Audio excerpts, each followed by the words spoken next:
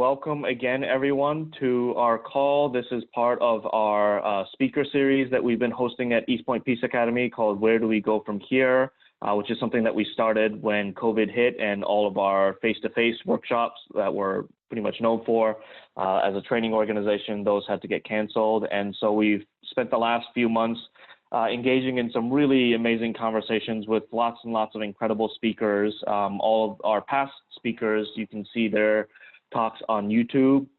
Yeah, my name is Kazu. I'm with the East Point Peace Academy. I think I know many of you, if not most, all of you maybe. And I'll be facilitating this call. And I also just want to introduce Astrid, who will be doing some tech support. So Astrid, if you want to come off mute and say hi real quick. Hi everyone, thank you for being here. I'm Astrid. You can private message me if you have any need during the call. Thanks. And so if you have any tech needs, you can always send a private chat to Astrid. You can either click on her name on the participants list or click on that blue box and select her name, and you'll be able to send a private chat to her and she'll be able to support you. And so I think with that, I want to introduce our speaker for the day and turn it over to her. I believe I first met Rivera, correct me if I'm wrong, I think we met face-to-face for the first time at the CBEC conference in Seattle, right? Which is also where I met Bert. As a few years ago, the Fellowship of Reconciliation has an annual conference, their Northwestern regional chapter. And I was already a fan of hers by the time we met, so it was really good to connect and really amazing to you know, because there's people that you know about their work and people you look up to, and then when you meet them, it's like, oh, you're not who I thought I was, and that's disappointing.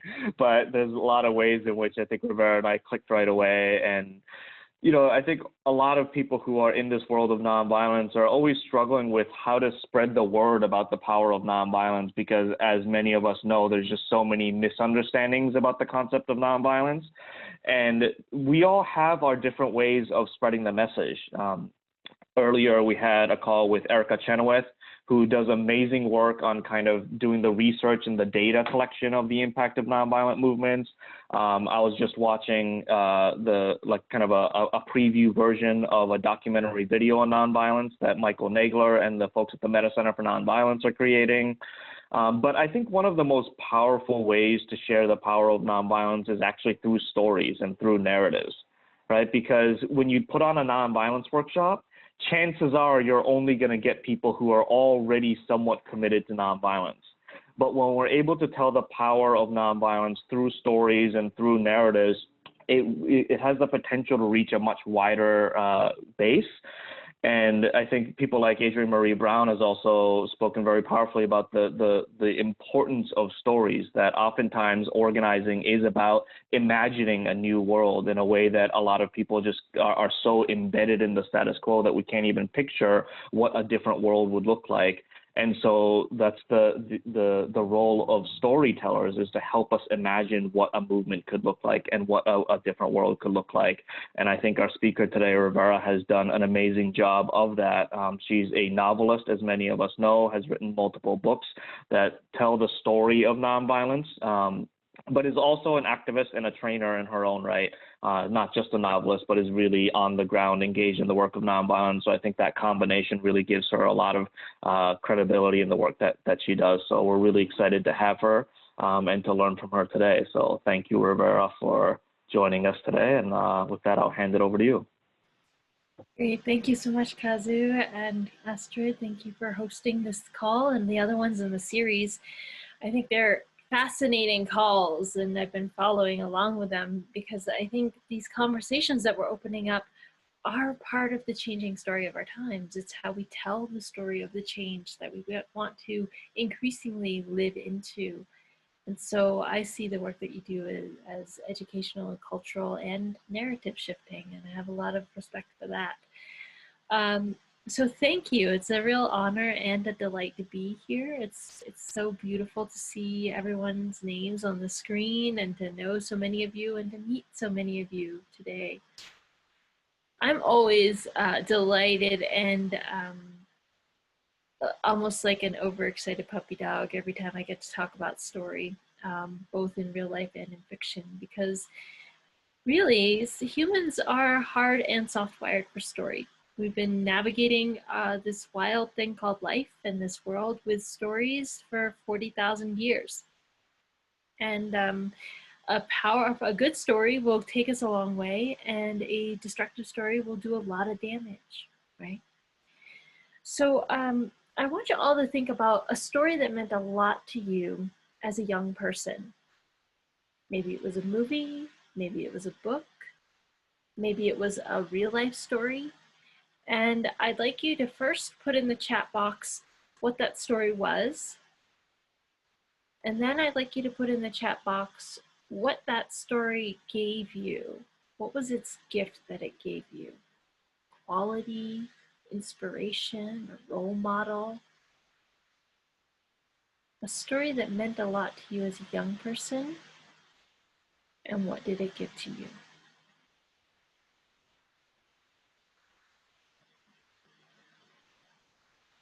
Yes, some great responses.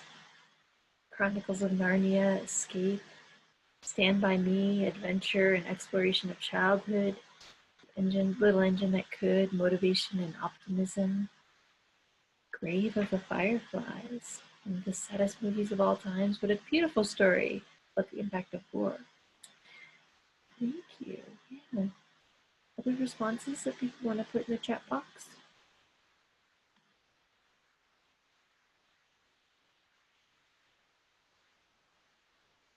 Little Prince, yeah.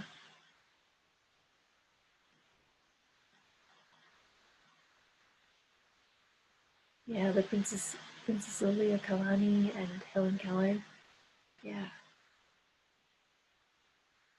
Snow Crash, that's a new one for me, Caitlin, but thank you for sharing about it. So stories really help us navigate the world and navigate ourselves. And when you look around at the world, we are literally telling stories all the time. We think we orient the world to the world on this fact-based, atom-based way, but really mostly what we're doing is telling stories about the world and who we are in it. And so I'm going to speak first a little bit about my work, just very briefly, and then talk a little bit about these big things called stories that are swirling around with us. So many of you know that I'm the author of The Dandelion Insurrection. And this is a book that just took the things that were going on in 2012 and extrapolated one step further. What would this look like if the laws that are on the books were enforced more broadly?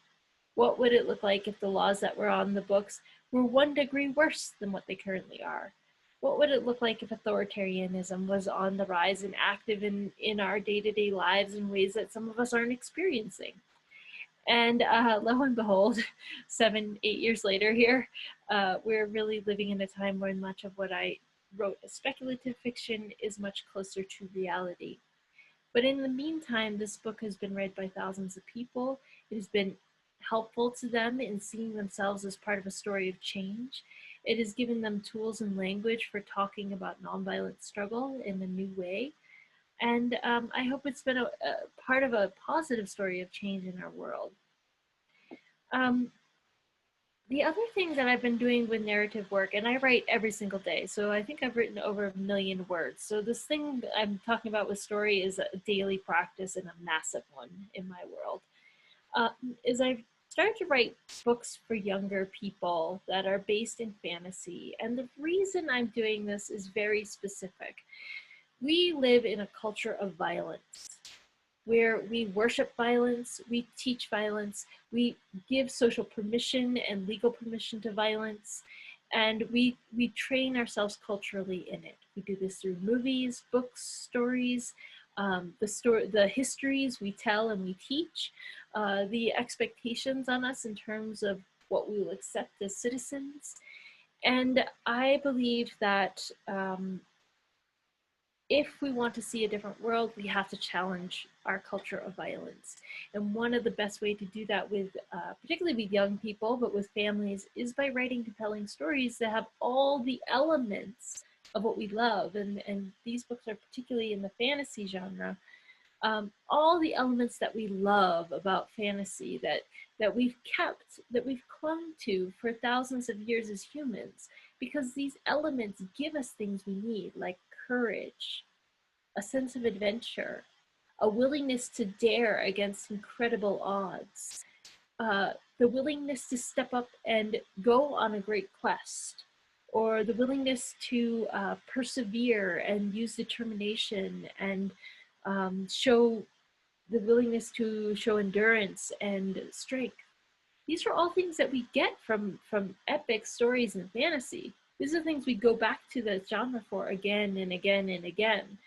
But what comes along with them is increasingly obscene amounts of violence. And I'm just going to say it like that. And if we look at our movies, that's maybe the easiest place to see this rapid escalation in the portrayals of violence and our social acceptance of them. Violence was actually the fastest growing value in American society from something like 1994 to 2002, acceptance of violence. So we know that this also parallels increasing amounts of violence in society. So if we want to hack that narrative, if we want to change that story, we have to actually literally tell different stories. And they have to be as interesting, as exciting, as compelling as those Marvel comics that are being churned out of Hollywood. But we need to say, you know, the real courage we're seeing in the world is actually really rooted, a lot of it, in nonviolent struggles. The most courageous people I see are the people who dare to confront the monsters of our world and say, I believe that you are something more than that. I know for a fact that you are something more than the behavior that you are exhibiting. To me, that's one of the most heroic stories that humanity has ever crafted. And I think that as people who are learning about nonviolence, we need to understand that this lineage of nonviolence did not start with Gandhi. It is thousands of years old. It stretches around the globe. It includes people of every race, every gender, every age, every sexuality, every ethnicity. And the stories from every corner of the globe are so extraordinary. I don't know why we're telling superhero stories instead of stories about Badshah Khan's 80,000 person peace army, for example. Or the stories of Antoinette Tuff in 2013 disarming a school shooter with active nonviolence, right? These to me are powerful stories, and those of us who want to teach and train in nonviolence can embrace the fact that these are such powerful stories and tell them that way. So I am a fierce believer in the fact that stories matter to how we navigate the world. And the more we can learn to tell our own stories in the field of nonviolence with as much beauty and majesty and mystery as any other genre, the more compelling these narratives become, the more we see ourselves within them, and the more we actually start to live into them over and over and over again as humanity. So there's a few other reasons why stories are so important. And for this, I'm going to veer away from fiction, and I'm going to step into, for a moment, the idea that there are many stories in our world that are incredibly destructive. Maybe you've heard some of these destructive stories. For example, there's one going around right now that white people should rule the world. Right? This is a pretty old story. It's been incredibly destructive in our world. And that's all it is. It's a story made manifest through policy, practice, and social convention. And we have seen how incredibly destructive this story has been. But the thing is, the trick of this is that people don't give up one story without having a better story to go to. Think about that. People don't give up one story without having a better story to go to. And in fact, if you try to pull their story away from them, they are going to fight like a cornered bear. And you gotta understand that this is because for 40,000 years, stories are how we orient the world. They're literally the social, creative, imaginative architecture that gives us meaning, purpose, belonging, a sense of who we are and what we're doing here. And if we simply strip that away from ourselves or from anybody else, we've found that this is a leading cause of despair, of suicide, of war and violence. I mean, most of our wars have to do with competing stories that don't align. In fact, most of our wars actually have to do with oligarchs trying to steal resources, but using stories to convince people to fight their wars. But just to go a little bit deeper, I want to talk a little bit about what happens when the only story we offer to someone when we're taking away one story is not acceptable to them. So right now, there's a whole group of people in the United States who really believe this story we've just talked about, that white people are the best and they should rule the world. And conversely, the other story they're being told by other white people, media, elites, is that they're worthless, stupid, no good, backwaters. They are racist and should be driven out of existence. They shouldn't exist at all. It's a pretty tough story. I don't know why anyone would want to be a part of that story. Why they would give up on being the best people in the world to be all those other racist, bigoted, ignorant stuff. But to hang out with the people who are saying that, they'd have to go along with that story. I don't know why they would. So what we have to look for is a more compelling story. And right now, for that group of people, the people who are handing them the most compelling story are literally groups like Proud Boys, who are coming along and saying, hey, you know, those elites, they're telling you that you're nothing, that you're no good. But guess what? You're the greatest nation on earth. You're the greatest race on earth. That's a pretty compelling story to someone who feels marginalized, right? Who feels like they're powerless, that they're ignored, that they're beaten down. This is an example of why story matters and why it's so important to not just take away one story, but to replace it with something more compelling. The way that we translate from one story to the next is with something called commonly held values. And I'm going to share the screen for a moment. And if some of you are experienced with the whiteboard function, I'm going to invite us to put up what some of these common values might be. So commonly held values are the things that we all hold and prize as dear and important to us. And I'm going to invite you to share what some of them might be. I'll put some examples on the board and then I'll stop and I'll show you where to find this annotate tool if it's newer to you.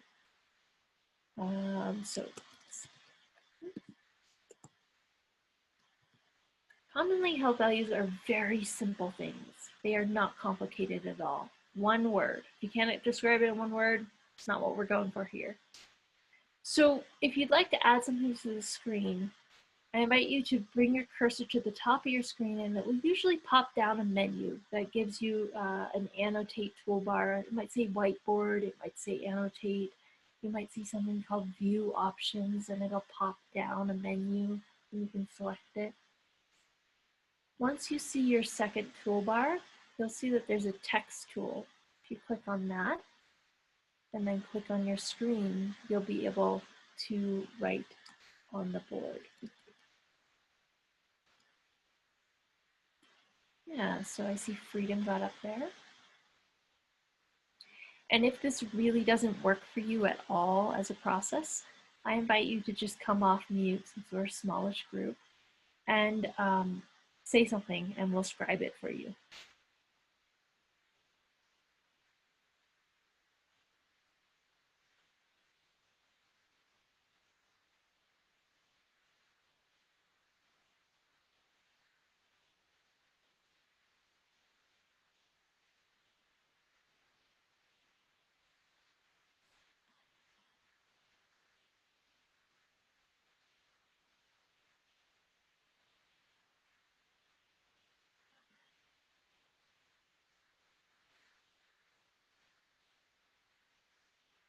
Yeah, great work, you guys. Keep going. Compassion, independence. There's a really, really important set that I haven't seen come up yet. I'm going to check the chat because I know some of you are popping things in there. I see. Tech options. Thanks, everyone. Yeah, this might be a newer Zoom skill for you, so explore, see what you can find. So, yeah, opportunity. I'm glad to see that one pop up. Americans hold that one very, very, very important to them. Happiness, yeah, fearlessness, integrity. Yeah, now you guys are getting the hang of this whiteboard thing. It's pretty fun once you get it. Collaboration, yeah. Human rights, beauty. So I'm gonna put one more on the board. I'm gonna put security up here and safety. Those are two that are really, really important to Americans in general. Well, to many people, but we tend to be a little obsessive about it. Great. So these commonly held values are how we start to translate a story that may seem new to someone who may hold a story view, a worldview that's a story we don't agree with. These are where we find our common ground and start to translate what we believe in into the values that they also believe in. And this is so useful. It's useful in protest movements. It's useful when you're writing op-eds. It's useful when you're writing novels. It's useful when you're talking to your family members around the dinner table, no matter what their political persuasion is. And the way that I like to think about this is that these commonly held values, when you find a way to explain what you're working for in terms of social justice, in the values that the other person holds, it's a little bit like that moment when Helen Keller had the water running over her hand and understood that Anne Sullivan was trying to write water in sign on her hand. It's like a whole language, more than a language, and access to communication opens up for people. And the trick is finding what is that commonly held value. It's really hard when you have to do it on a large scale, but when you start to think about it with individuals, or you start to ask questions about it with people, you start to get the information you need to start to speak in their language. And I think this is a very important point that I feel like our movements often struggle with, is that we often are speaking to one another and then trying to use the language that works for us with the other people we're trying to get to shift the story. And we're speaking in the values that matter very deeply to us, but they may not be the same values that matter to the people that we're hoping will make a shift. So when we're thinking about slogans, when we're thinking about public speaking, when we're thinking about sit-down meetings with public officials, looking for those commonly held values can be incredibly helpful for trying to get them to see why this issue matters to them, not just to us. All right, I'm gonna save this. And then we're gonna let it go and do something else. Thank you all for sharing all these amazing insights into what we hold in common.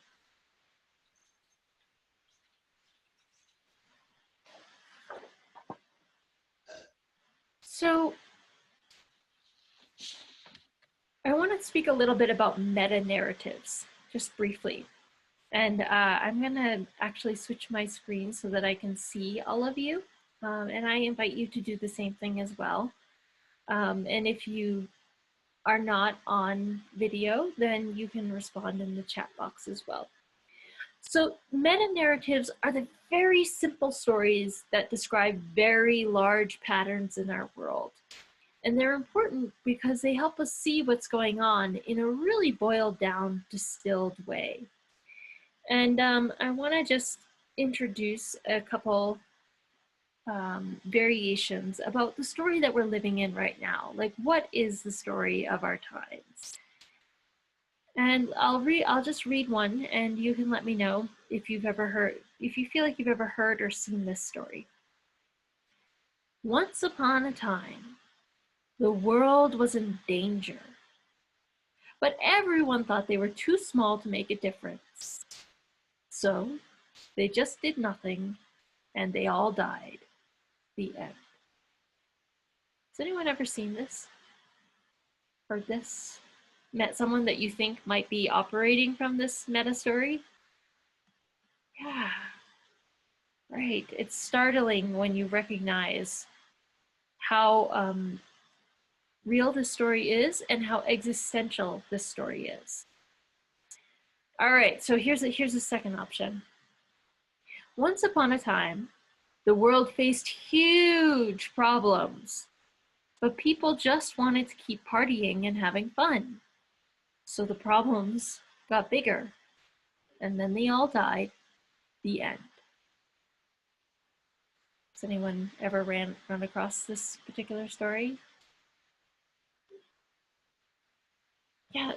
Does anyone want to share in the chat box like a group you might have seen that maybe is operating from this belief, or a descriptor of a person? You don't have to name names, but where have you seen this?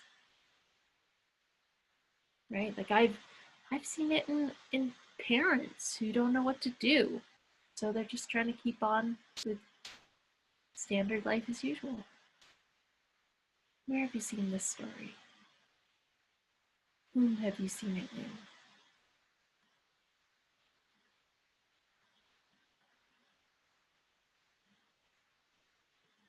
Yeah, sports.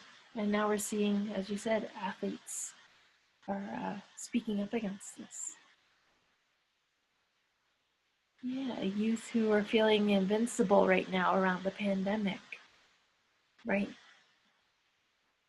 Oftentimes this behavior comes up because the problem is so large and the solutions, they don't have the solutions. They don't know how to make the change they're looking for, right? Yeah. Great examples in the chat box. So one of the key things for movement organizers is to convert these two stories, right? Is to go to those who believe these two stories and find a different story that invites them to be part of the change. Because right now with the climate crisis in particular, we're finding out that just telling everyone there's a massive problem isn't actually helping. Right, we're actually engendering this very response. I'm too small to make a difference, and the world has huge problems. And why don't I just party till the end? Let's just drink champagne on the Titanic. One of the goals of movements is to give them another vision. And here's a third story. You may recognize this one as well. Once upon a time, the world was headed towards disaster. But some of us decided we loved it all too much to let it die. So we came together. We embarked on this enormous, epic quest. It was an adventure, a struggle. There were a lot of names for it.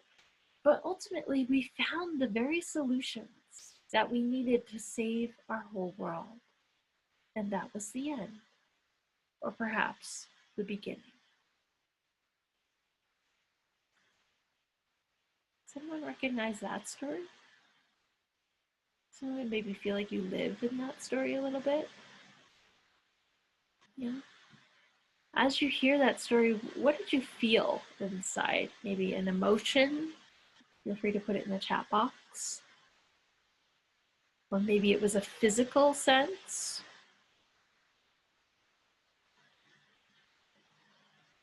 Yeah, inspiration and motivation come up. Hopeful, excitement, empowerment, agency. warmth, yeah, connection, love. This is the power of a good story. And as you can see, it wasn't even a very particularly articulate story. It was very simple, very short, right? But when you run into those first two stories in the world, they're often hoping for an invitation to the third story. They're often hoping that someone will come along and say, yeah, I know it seems overwhelming. Yeah, I know it'd be easier just to party. But don't you want to go on this quest? Wouldn't you love to hang out with me and these other wonderful people and try to do something? Yeah. So the last story I'm going to talk about, and then I'm going to encourage you to have some group discussion around this, is about the standard American narrative, the standard American character. And it's very short. It goes something like this. You're born, get a little education, get a job, start to buy things, have experiences such as vacations, and then die. So does anyone want to share a word about how that description of the expectations on who you should be makes you feel? Ugh. Ugh's pretty good. Yeah.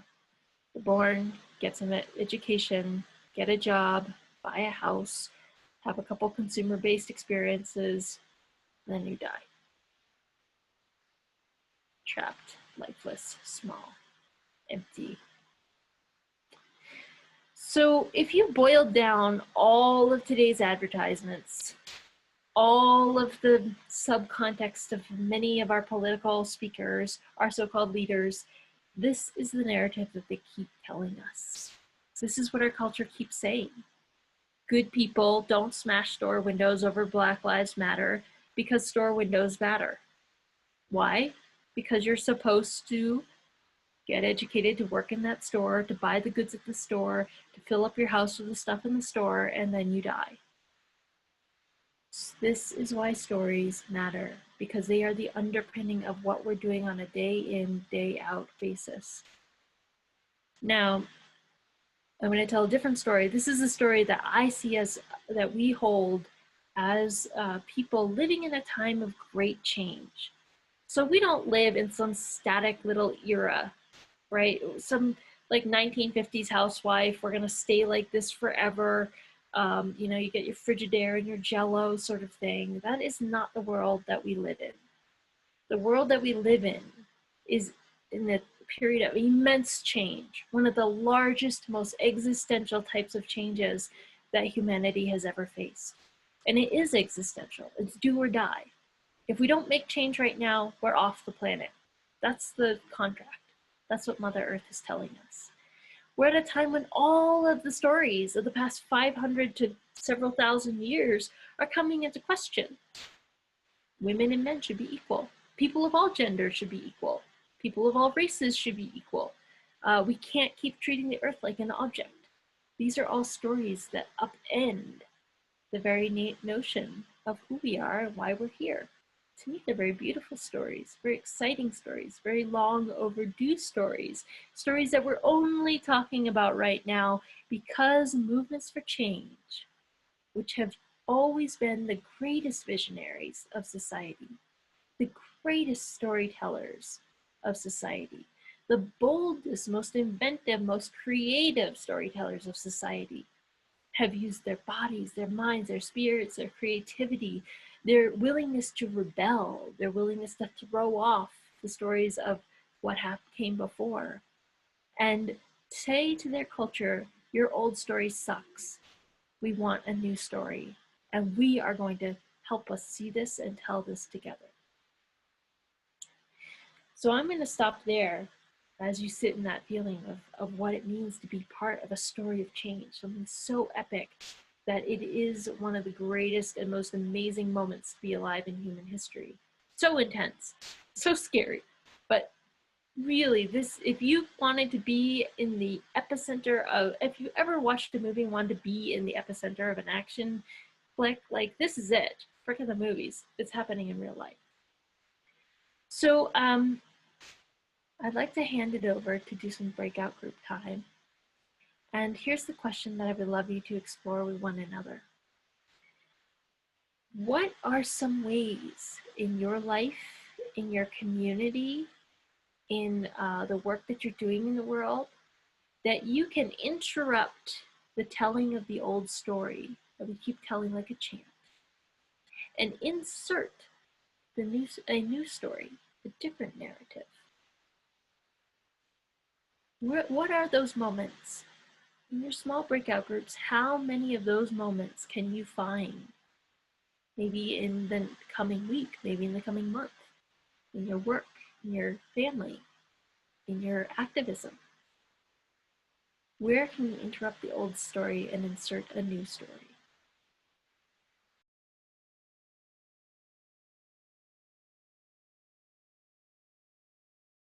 If anyone is interested, you can visit our website at eastpointpeace.org and check it out. But one principle that is very important to us that we wanted to share with you is the sixth principle around transparency. Every year, the East Point Peace Academy operates on a budget that kind of fluctuates between $100,000 to $120,000. And with that budget, we are able to run programs in several different prisons around California. We have teams of nonviolence trainers in incarcerated communities around the state that go on to lead nonviolence trainings for other incarcerated men. We also have trainings that we do all over the country for the community, for movement building and trauma healing, restorative justice, mindfulness. And with that money, we reach anywhere from 1,000 to 2,000 people every year, which if anyone knows anything about nonprofit organizations, that's not a very big budget for the amount of people that we reach. And these are just some of the people that we reach. And so with the gift economy, whenever we have events, we offer everyone the invitation and the opportunity to support our work. And not to say like, how much was this workshop worth it for you, but to think about how much would you like to support all of these people that you see on the screen and the ongoing work that we do with our community. And there's a great quote from Marshall Rosenberg who says, when giving is done out of pure joy, you can't tell who the giver is and who the recipient is. And we want you to look at this image and just ask yourself, who's getting more joy out of this interaction, the little boy or the duck? And this is kind of what we want you to sit with as you think about, do you want to support the East Point Peace Academy? Would it make you happy to support the East Point Peace Academy? And what amount would make you feel happy? And I think this idea of reciprocity is the kind of new narrative, right? In capitalism, everything is a transaction. So we're offering you this workshop, therefore you have to offer us this fee. But that's not how we want to think about it. We actually, as an organization, want to think about this workshop as a gift that we're giving to you and to anyone who will watch this video. And as almost a separate part of the process, would you like to give us a gift? Would it make you happy? And that's the rewiring of the story that we want to try to tell. And so if you are called to donate to support our work, if you go to www.eastpointpeace.org/Rivera donate, if you donate through that link, it'll tell us on the back end that you're donating as kind of a result of this particular workshop. So we'll know to share those proceeds with the work of Rivera so that her work can be supported as well. And we've been having a few problems with our website recently. So if you have any problems donating through that website, you can go to our PayPal, which is paypal.me/EastPointPeace, and just put a note on it that it's for Rivera's workshop. And again, we don't want to see it as a transaction that you're giving because you participated in this workshop, but just so we are able to have some information so that we know to share that with Rivera. That would be very helpful. And we'll email you these links after the workshop is done as well. And also to invite you to some upcoming events. We're actually taking a brief pause in our Where Do We Go From Here speaker series. But when we come back, we'll be putting it up on our website soon. We have events coming up with actually myself and Chris Moore-Backman will be doing an event. Victor Lee Lewis, who's a longtime racial justice organizer and activist, will be doing an event. Mushin Ikeda, who is a social justice Buddhist practitioner and Zen teacher, will be doing an event. So please continue to check our website for that. And we're also doing a series. Astrid, if you want to say just a couple words on the thing that you're doing with Sarah. Yeah. So we have a weekly nonviolence practice group that's starting on July 8th. And the facilitator is Sarah Bunting, who also actually works with Rivera. She has a really, really beautiful offering that allows participants to go over critical moments. So I'm part of this group, so I can speak for myself. Every time that I come to her practice group, I review moments, critical moments that happened in my daily life and where I either upheld my nonviolent values or actually failed to uphold them. And we learned how to analyze what happened, and then the next time that a similar event happens, then to do better. And so I found her group to be such an amazing space. So if you're interested, we have 2 intro sessions that are happening this week and the next week, and these intro sessions are required to then access the practice group. So I really recommend that space for any of you who's looking for such practice. Yeah, thanks, Kazu. Thank you. So all of that information is either on our website or will be posted soon. So please do check that out. So thank you all for that, and I will pass the mic back to Rivera. Great, thank you. So I want to just invite you to share some places that you heard in your breakout groups about where you can interrupt that old story and insert a new story of some sort or another. What came up for you? What ideas did you hear? And you can do this one of 2 ways. You can use the chat box if that's what's comfortable for you. You can also come off mute and share a brief comment about that. What were some ways that in places that you found that you could start to shift the narrative a little bit?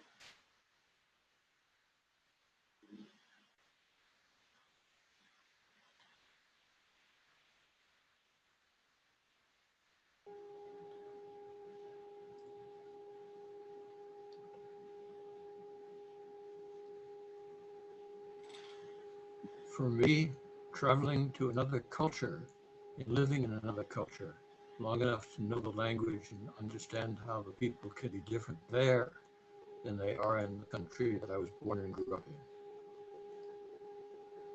in. Great.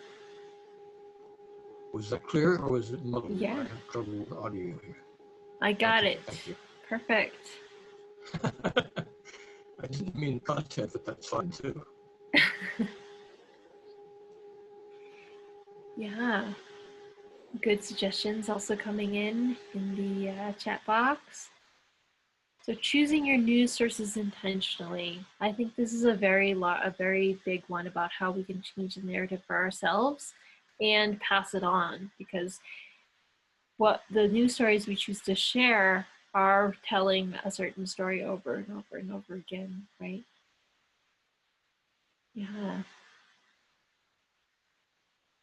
Habits of mind. So Caitlin, thank you for that. So bringing up that we're actually telling these little stories in our heads over and over and over again silently, right? So catching your stories midstream and saying, wait, what was I just thinking? And why was I just thinking that?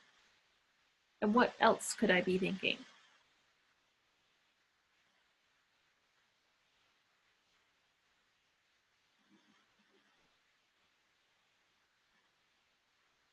Yeah, so Lauren, you talked about sharing stories of your heroes. Yeah, sharing stories of heroes is it's a surprisingly powerful way of helping to shift very large narratives, right? So we're always telling stories about heroes. Half this country seems to be telling stories about Trump right now as their hero, right? Other people in this country are talking about Colin Kaepernick as their hero or Black Lives Matter movements as their heroes. So how we talk about our heroes really makes a difference. I really appreciated the way you used Bacha Khan as an example, Rivera. Many people don't know about him as the Gandhi of Pakistan. I didn't know until I began to work in Afghanistan who he was. And so I piggyback onto the sharing of heroes that are not known, like those represented in in some of the stories of nonviolence that cover many, many revolutions, nonviolent revolutions. So thank you for bringing him up. Yeah. Yeah, going to the Global Nonviolent Action database and learning a new story each week and telling it to someone, very powerful way to actually start to share this amazing canon of stories that we have. Stopping, not watching the latest, I personally love to watch Marvel comics. I love to meta-analyze their narratives. But you know, in general, like stopping the mindless watching of those kinds of movies and engaging either a conversation around what's being said in the narratives or replacing them with some other kind of story, other kind of movie.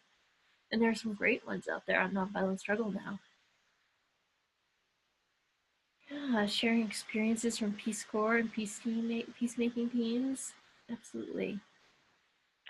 I think also as advocates of nonviolence, I've and sometimes struggle, especially in these days of the kind of recent surge in Black Lives Matter stuff, of the narrative around Black rage and how we're so judgmental of that, and how like the looters and the violence and the protesters need to learn to be peaceful, and how important it is to just switch that narrative right now. Yeah, for me, the person who I ran across, and this is neither first nor only, was Starhawk inverted that narrative in a way that was very helpful for me, because I felt similarly to you, Kazu, of like, wow, I am all for nonviolence and really not for the way that we're starting to weaponize nonviolence, not to maintain discipline, but to protect property, right? To the exclusion of and stifling of this very real demand for Black lives. And Starhawk was the one that I ran across who very nicely reframed it as a 30-year nonviolence trainer, just stepping right up and saying, look, I could be talking about that, but before I get there, I'd like to start actually at the top of this violence, and that is in racism, in police brutality, in mass incarceration, in the statistics on race and income inequality in this country, in the ways that we have created injustice and inequity. And by the time we get to the bottom of that, if you don't understand why we need to have our focus over there, not on over here, then, you know, go learn some more about it. And I thought that was a really excellent narrative reframing.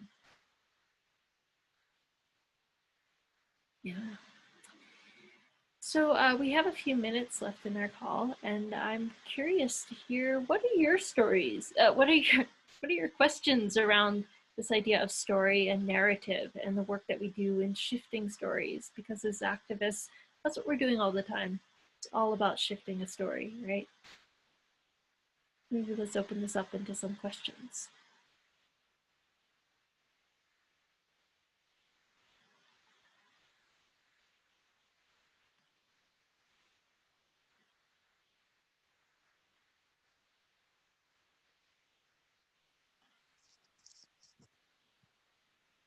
You know, Just do you maybe I mind can if start, because no, Sandra, go ahead. Kazu.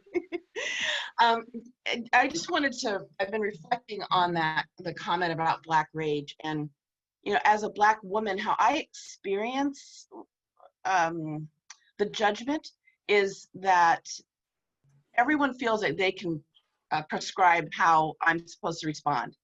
So if I'm not raging, why am I not raging? And if I am raging, why am I not peaceful?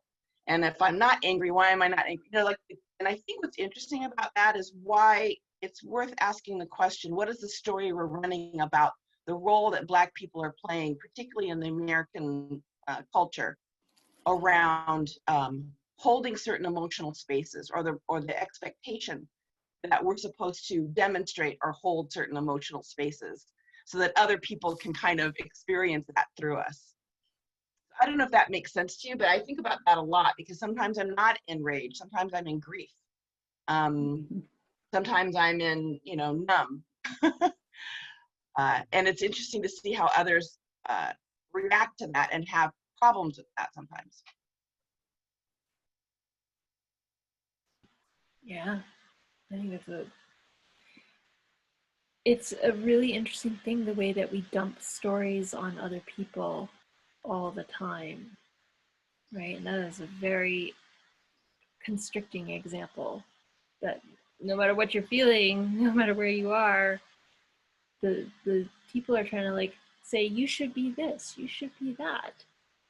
And I find that's one of the problematic kind of aspects of how we relate to narratives and expectations nationally, that we're actually almost always doing this. Women should be this way, women should be that way, Asian Americans should be this, African Americans should be that, poor people are this, rich people are that.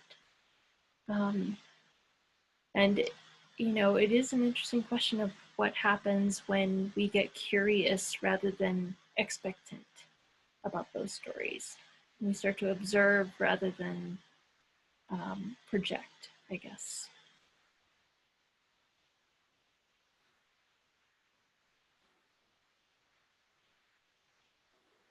I'm curious, Rivera, if I can ask a question. I think someone said this earlier in the chat too, but like we're getting our narratives as a country from completely different places these days, right? I mean, you look at Fox News and then you look at MSNBC and then you look at Democracy Now!, whatever it is, like they're just telling completely different narratives. So as a storyteller, as storytellers, how can we get our narratives out to people who aren't already listening to you, who aren't already listening to the same narrative? Yeah. So I think this is one of the toughest challenges activists face in our current configurations, which is that the people are operating on completely different worldviews. Historically, this has always been a problem for humanity. This is where we've had some of our worst atrocities and genocides and wars, is where we are really worked up and really diametrically opposed in terms of what we understand reality to be. So it's a problem because it doesn't work out well historically. So what can we do as activists? First of all, I often just straight up name it. Like when I encounter that with people in the street or on social media, I often say, whoa, I don't know where you get your information from, but this is really not where I get my information from. Show me your links. Let's talk about this, right? It takes a lot of work, but sometimes it's really important. One of the most useful things about narrative that I learned from activists is that sometimes the goal of what you're doing is not to win the person over, but to sow doubt in them. This is like an art of war, actually, style tactic, but sowing doubt is a good way to get people to start questioning and to stop knee-jerk reacting to what they're being told. And short of that, I think I've been waiting for 10 years, maybe 15 years, and some of you much longer than me, for the robust campaign to kick Fox News off of our airwaves. They operate on a public airwaves license and they shouldn't be there, period. And second of all, Canada actually has banned Fox News because they have a truth in media law, right? So this idea of freedom of speech doesn't actually include, you know, news media lying to people, right? And I think that's something that we did have at one point, but we do not currently have. And I think we're suffering. Like this whole thing about fake news is actually weaponizing this conversation to actually further disempower people. So I think understanding, first of all, that people are often reacting from very different sets of information and trying to de-escalate your attack mode, right, when you come up against that, and then engaging the curious questions, getting them to start asking questions themselves about where they're getting their information, and then sharing with them your sources can be very helpful. Yeah.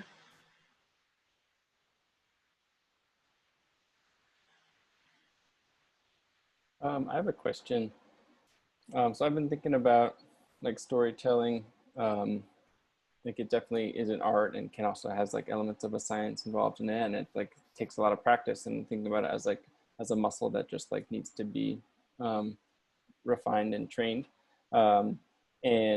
And I think specifically when it's like transitioning from one story to another one using the commonly held values, it seems like it would be something that would take a lot of practice. And so I'm wondering if you have things that have been helpful for you in terms of like refining your practice I have friends who are like musicians, and they'll have like a song a day club for a month where they're just like, I just gotta crank it out. And then for some of them that's helpful, but I wanted to hear like, what are some strategies or techniques that have been helpful? Yeah. So I can answer this in two ways. I can answer it as a writer, and I can answer it as an activist, and I think I'll do both in brief. So as a writer, I love to watch movies and analyze what is the narrative and how did they make that narrative. Moana is one of the most amazing stories in modern cinema that is rooted in nonviolence, like deep, profound indigenous nonviolence. And I recommend it to everyone, and to actually like analyze the architecture of that story. I could go on. I have other examples. But so analyzing stories that you read, seeing the architecture, asking what did this character do in the first third, the second third, the third third, is a way to start to see what's going on in the story. And then, of course, the practice, because you can understand it like an expert, and you could write treaties on that, but that's not the same thing as applying it. And that takes practice, as you said. And I always encourage people to write and enjoy the writing process, and to decouple it from the expectations of publishing and money. Not because you can't do that. In fact, it's easier than ever to publish a book, but because that the ways that we think, oh, I can only write this story if I get published, is part of this same culture that Kazu's unraveling with the gift economy, right? The same kind of like consumer capitalist mindset on creation. So I always encourage people to decouple those two things and see what happens. But as an activist, I watch a lot. I do a lot of watching of movements, seeing what they're doing, watching the narratives that they're using in terms of hashtags, in terms of messaging on websites, in terms of videos, in terms of slogans, chants. All of that is part of the story that they're telling, and seeing what's working and what's backfiring, what's not working. I don't tend to sit there and critique movements very often, but I tend to sit there and learn from what I see and observe in terms of what can be helpful in the next go round. So I do a lot of that, and I find that very, very helpful.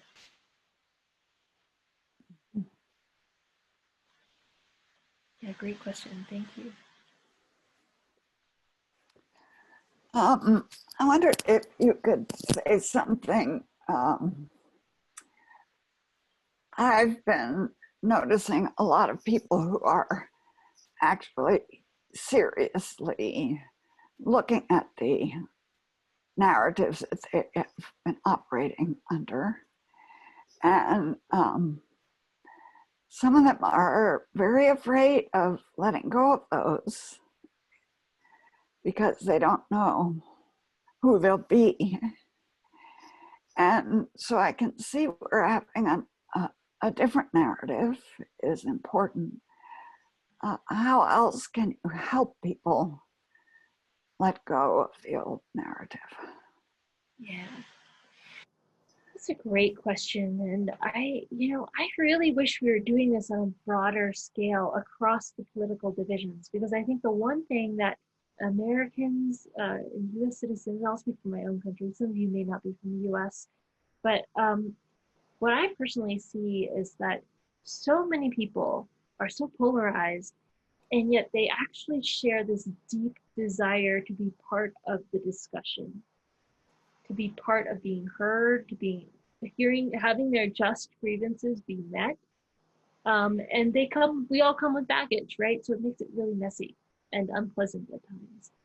But I would say on the individual level, inviting people to make space for that work. We forget that things as simple as visioning and journaling are still becoming mainstream in our societies, particularly among many of the people who are unlearning old stories right now. And so making space for that, honoring that work can be really important. Also, don't underestimate the power of a curious question, like, where do you see yourself in 5 years, right? so, you know, you're upset about race. I get it. It's a really big issue right now. What might it feel like or look like if we were on the other side of this Mm-hmm. and you were sitting down with a whole bunch of different races at this table? What would be some of the nice things that could come up? What kind of world do you want to live in with the people that we share this Yeah. world with? Yeah, curious questions. It takes a little courage to ask those, but it might unravel some really interesting things. Thank you. Thanks. Yeah. If I may add a comment here. For the last year, I've been doing a vigil at my local BART station with large signs, and the signs are always questions. They're never slogans, they're never statements. They're always asking people to think about a particular question. The question changes from week to week also. I think that's great. I really like that. Yeah, don't, you know, I think in our soundbite world, we want those sound bites. We want the answers to be this long and to be memorable and to cover everything, right? But we don't, that's not how the world works. It's very complex. It's very nuanced. And the more we can get curious and invite imagination and exploration and invoke vision, I think the stronger, the better off we're going to be in terms of kind of teasing open the space where really meaningful change can happen in ourselves, our friends and allies, and even those people that we may be in disagreement with right now. Bert, I see your hand went up.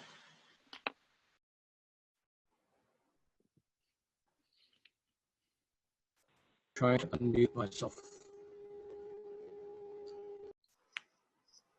Oh, Bert, you were unmuted briefly, and then you went back on mute.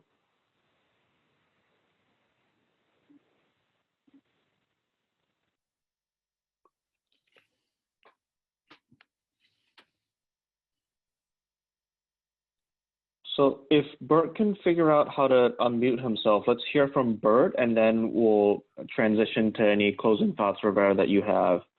It's about time, so. While he's doing that, can I ask if this is going to be recorded and available to others who weren't able to be here? Yes, it is being recorded, and once it's uploaded, we'll send you all the link. Go ahead, Bert. Am I unmuted now? Okay, thank you. I've been working on the stories that are really all across the country. For example, who killed John Kennedy, in which is an official story. Mass media really sticks to that.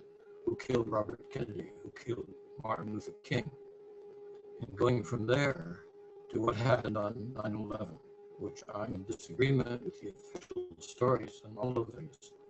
I found that a big challenge, but I also find and would appreciate any help and evidence from you people about skillful ways to do that, because those are often so difficult, challenging, major stories. And positive side is they undercut the basis we have for wars, and they undercut the belief that the things we see on television are the truth all the time.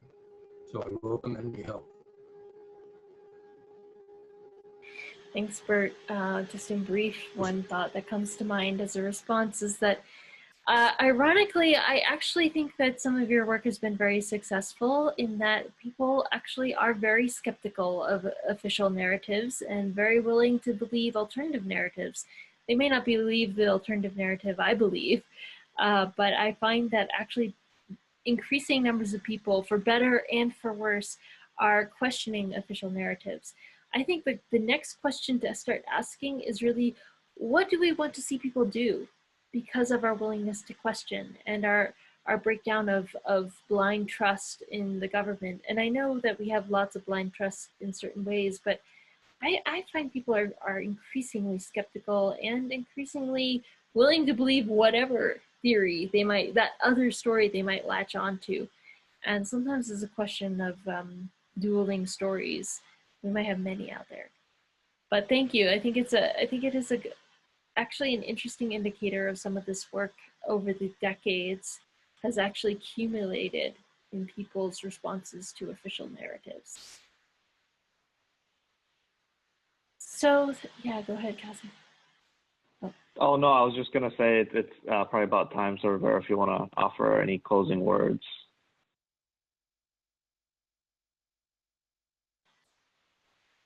Yeah, thank you. I want to just thank the East Point Peace Academy for hosting this and other really meaningful conversations right now. And I want to thank you all for joining me and being part of tonight's experience together.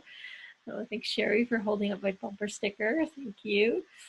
And just encourage you guys to get curious about the stories that you are telling and engaged about the stories you actively want to tell, minute by minute, day by day, hour by hour, and invite others into the process with you.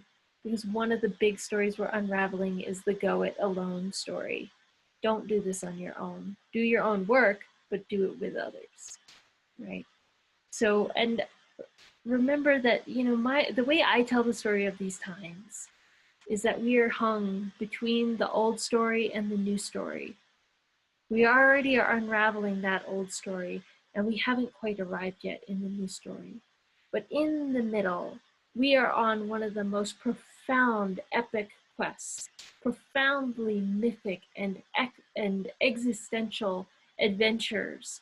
And that someday, far in the future, because I believe that humanity will get through these times and we will be there around our campfires or our, you know, solar panels or whatever, telling the stories of this time, that people will be talking about you.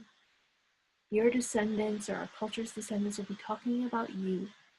And they will say things like, I am so grateful for those people who had the courage to change that story in those times. When it was not expected, when everything seemed bleak, when we seemed at the 11th hour, that there were people who said, I believe that there will be a future and am willing to step up and step out and take that action tomorrow and the next day and the day after to take us one more step down the road of this epic quest to get from that old story to the new story. That you are right now in all of your humanness the very heroes and sheroes that will be spoken of in the future times. Thank you. Thank you, Rivera, for joining us. And as Rivera reminded me during our break, we are all storytellers. So let us all continue to tell our stories. I'm just going to go ahead and unmute everyone at once so that we can all shower Rivera with our appreciation. And we'll end with that. Thank you all for joining us. Oh, that didn't work.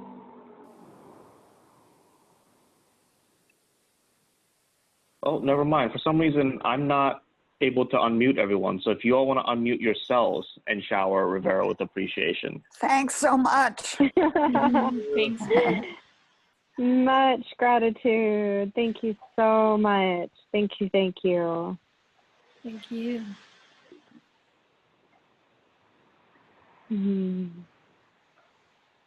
Thank you all. Have a good evening.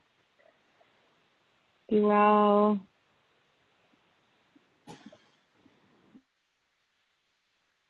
Thank you, Elle. Bye for now.